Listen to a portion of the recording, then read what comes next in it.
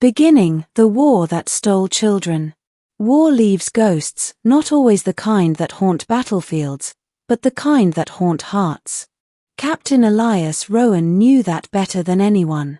He had survived the Terran-Varelian War, a brutal interstellar conflict that had spanned decades and nearly extinguished both species.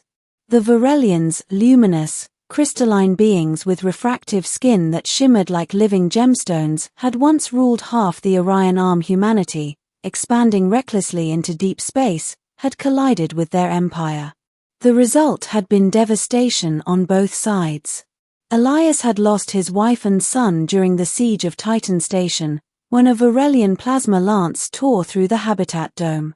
He still remembered the burning silence that followed, the sound of loss louder than any explosion. But now, after 20 years, peace had come. A fragile treaty signed between Earth and Virel Prime had ended the war. Soldiers like Elias were reassigned into the Reclamation Corps, charged with finding the lost, the missing, and the wreckage that still drifted across a wounded galaxy. And among the thousands listed as lost in the Galactic Registry were two names whispered in legend. Princess Lyria and Princess Vesra, the twin daughters of Queen Arathine of Varelia, lost during the bombardment of her capital city. Their disappearance had nearly driven the queen to madness. Some said she had personally slain those she believed responsible. Others whispered she had cursed humanity herself before retreating into mourning. No one expected the girls to still be alive. Until Elias found the beacon. Discovery, a cry in the void. The distress signal came from a drifting freighter caught in the Perseus Rift, a region of dead systems and shattered worlds. The message was ancient, weak, and repeating every 6 hours a code belonging to the Varelian royal house. Elias piloted his small ship, the Arcadia's Grace, into the debris field. The hull of the derelict vessel was scarred by meteor impacts and plasma fire, its engines cold. He docked carefully, cycled the airlock, and entered the ship with his suit lights cutting through the dark. "Command, I've got visual," he said over comms. "No life readings yet. But something feels off." Inside, it was a tomb, frozen air, drifting dust, and faint traces of movement recorded in old heat signatures. Then he found it, a sealed cryobay deep within the medical deck. 2 pods still glowed with power, weak but stable. Inside lay 2 small Varelians, barely adolescents when the war began. Their translucent blue skin and luminescent veins were unmistakable. The pod readouts flickered, life signs faint but active. Elias felt his breath catch. "It can't be," he whispered. The names on the registry flashed faintly in the corner of the console. Lyria Varelian, Princess. Vesra Varelian, Princess. The lost daughters of a queen. "By the stars," Elias murmured. "You've been out here all this time."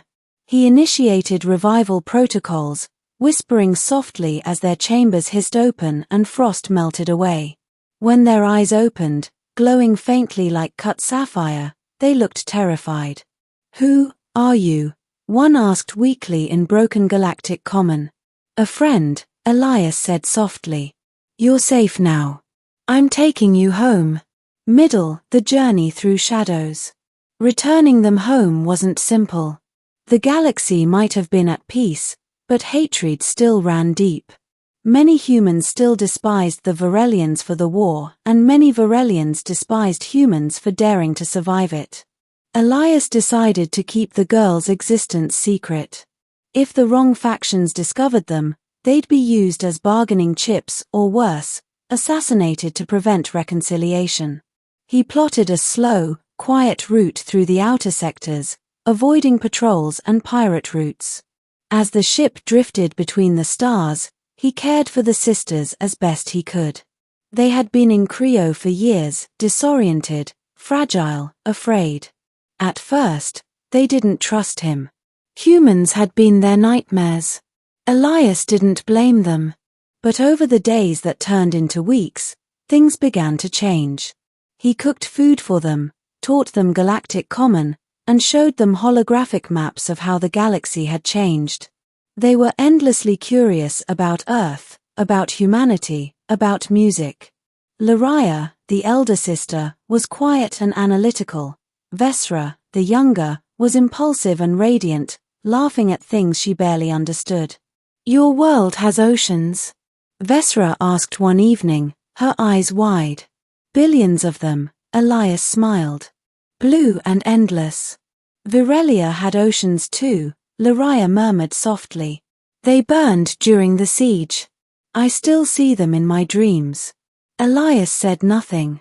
He only nodded, understanding in silence what she didn't say, that war never truly ends inside you. But not all eyes in the galaxy were blind to their movements.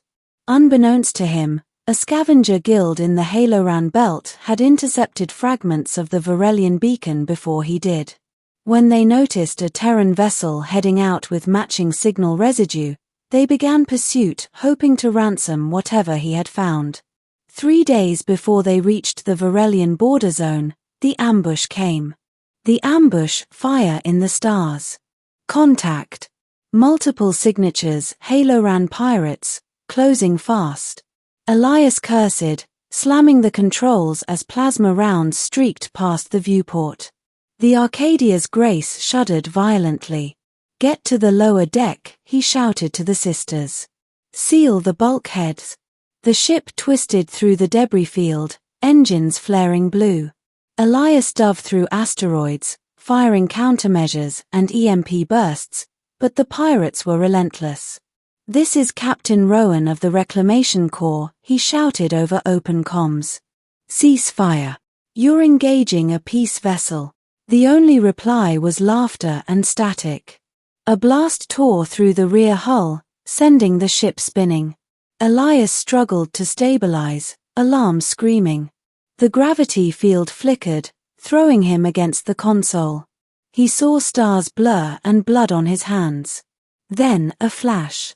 Lariah stood at the bridge entrance, her skin glowing with sharp, crystalline light. The energy readings around her surged beyond anything he'd seen. "Get down," she shouted. A shockwave of pure refractive energy burst from her body, scattering the incoming plasma bolts. The pirate sensors overloaded, their ships spinning wildly. Vesra joined her, channeling her energy through the ship's shields, amplifying them.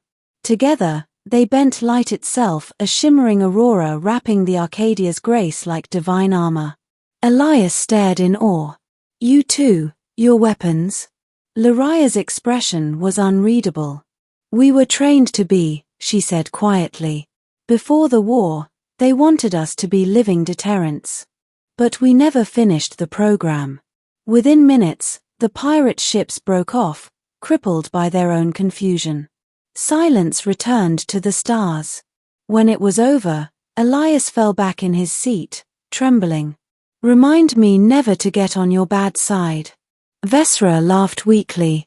"You saved us first, human. We returned the favor." The return, the Queen of Crystals. After weeks of cautious travel, the shimmering planet of Virel Prime came into view. Once, it had been the heart of an empire. Now, it was quieter, humbled, its cities rebuilt from the glass and ashes of war. Elias transmitted a coded message to the Virelian embassy.